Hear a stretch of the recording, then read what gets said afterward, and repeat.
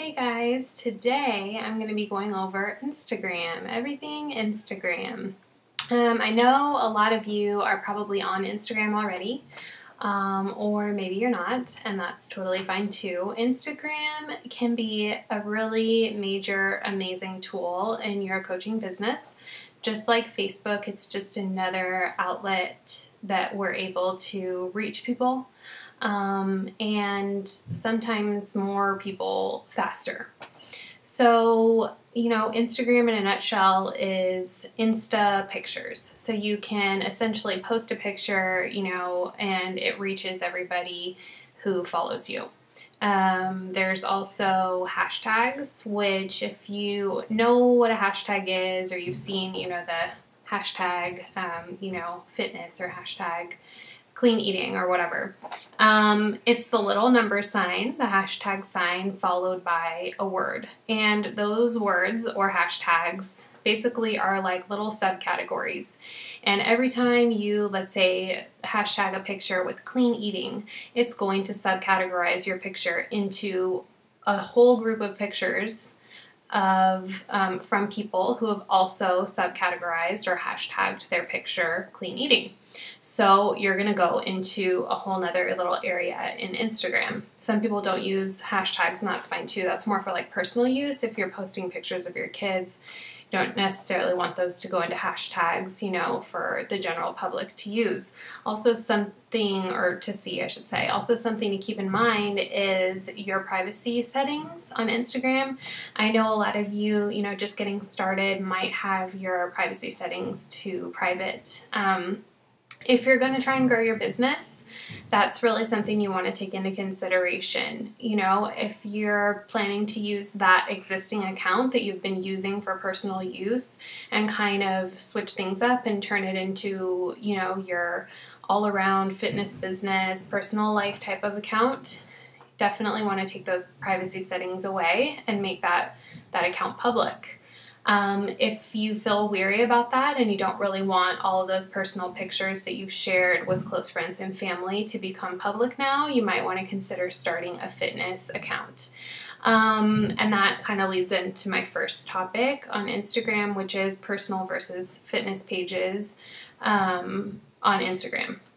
Either way, I have seen it be very successful for people. I personally just used the account that I already had.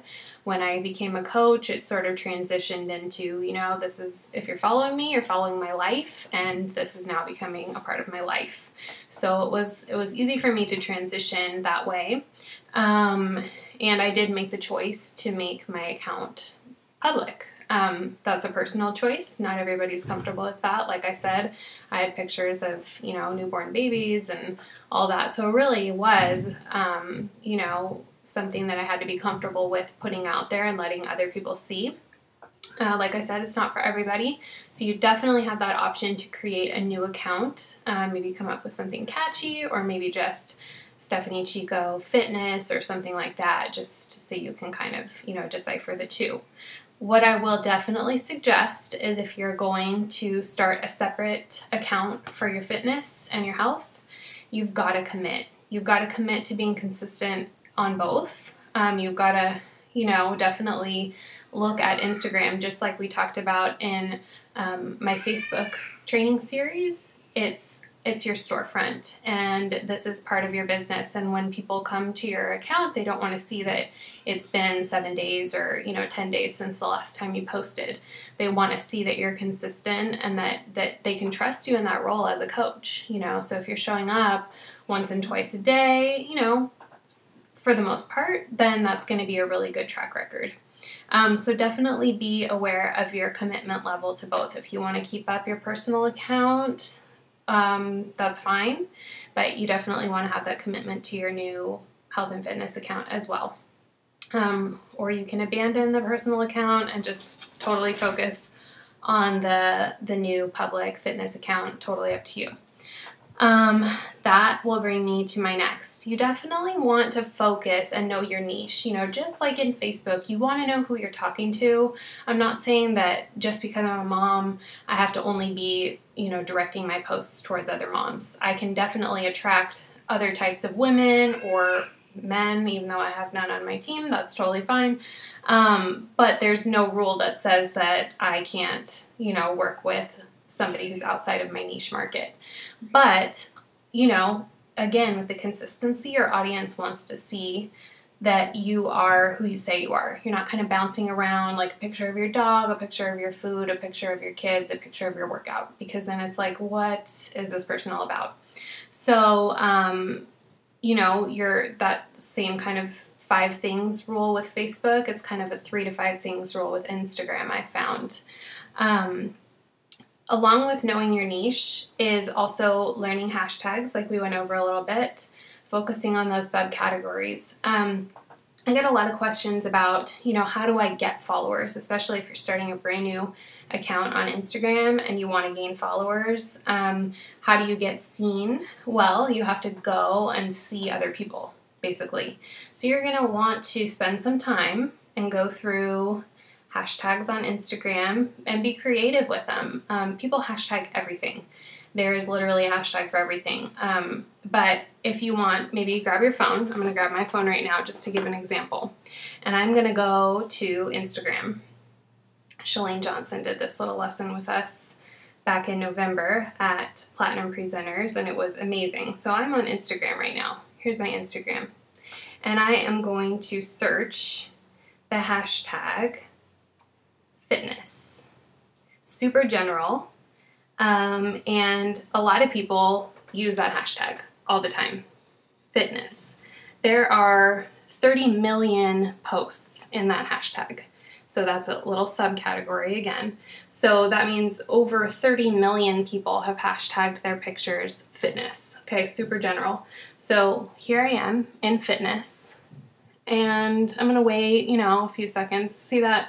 I don't know if you can see that top and second row. Now I'm going to refresh it. Totally different pictures. That right there shows you how incredibly fast that hashtag is moving. So if I'm going to post a picture right now, let's post a picture.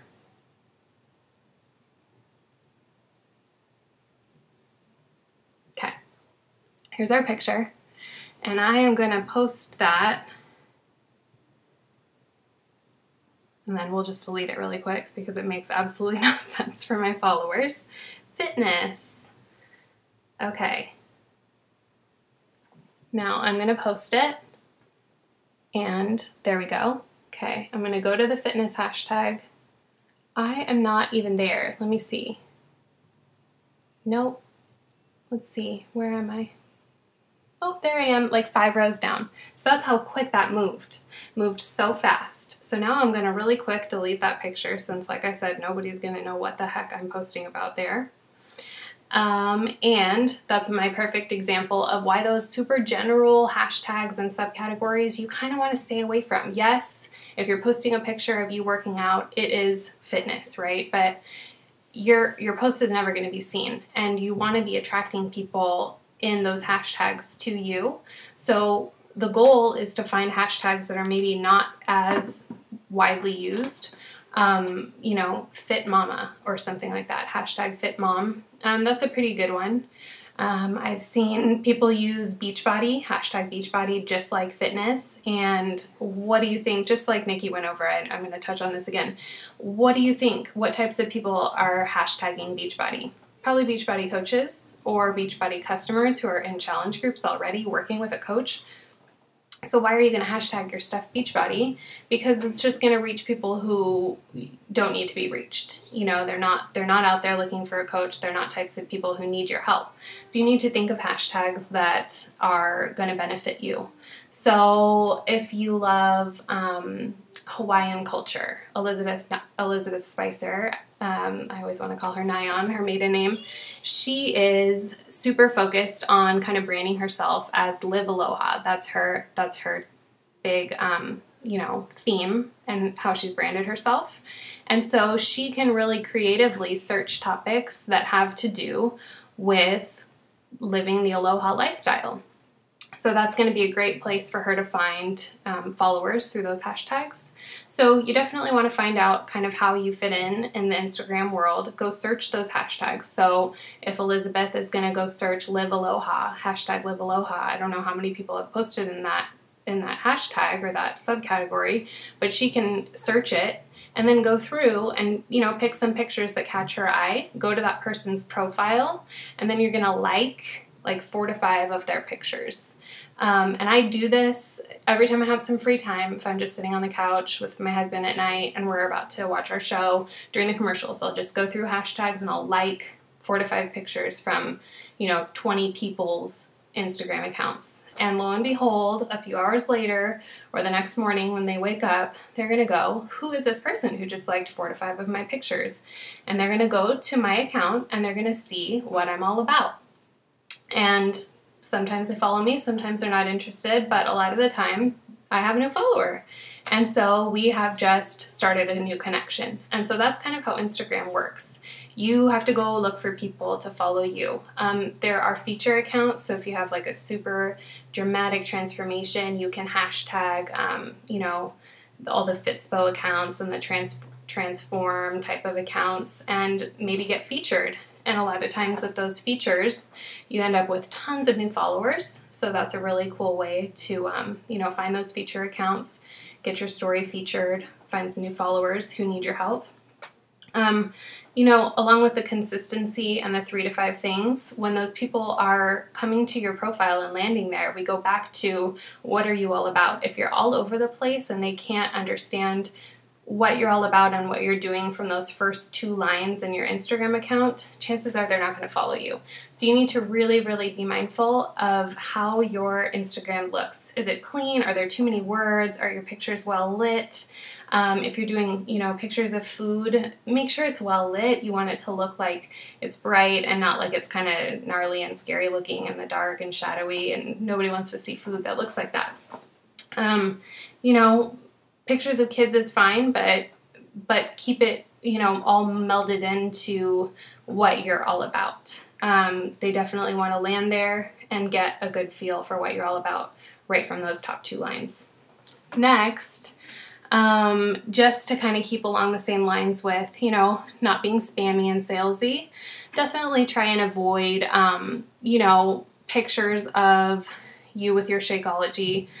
Totally guilty, been there, I've done it, but I'm here to tell you, let's not do it, because for the most part, you know, we don't really need to name the brand of what kind of shake we're drinking.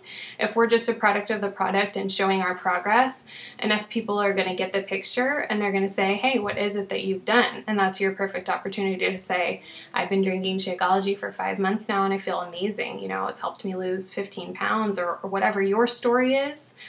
You don't need to put the name brand out there and sell people on social media. They're going to come to you if your pictures are engaging enough.